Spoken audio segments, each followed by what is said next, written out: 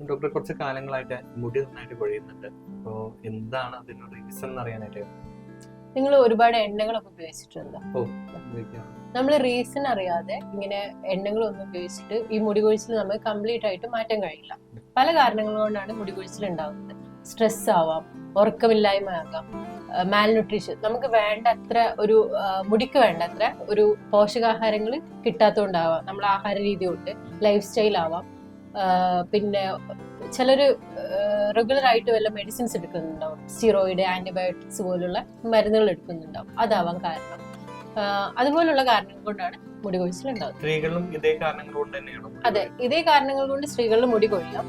പക്ഷെ സ്ത്രീകളിലാവുമ്പോൾ hormone imbalance വല്ലാതെ effect ചെയ്യുമല്ലോ. അപ്പോൾ PCOD പോലെ, PCOD ഉണ്ടാവുമ്പോൾ ഇറഗുലർ മെൻസ്ട്രേഷൻ ഉണ്ടാവുന്നു, തൈറോയിഡ് പ്രശ്നങ്ങൾ ഉണ്ടാകും, പിന്നെ പ്രസവാനന്തര മുടി കൊഴിച്ചിൽ വളരെ കൂടുതലായി കാണപ്പെടുന്നു. ഒരു സമയം കഴിഞ്ഞാൽ പ്രസവാനന്തര മുടി കൊഴിച്ചിൽ നമുക്ക് കൺട്രോൾ ചെയ്യാൻ പറ്റും.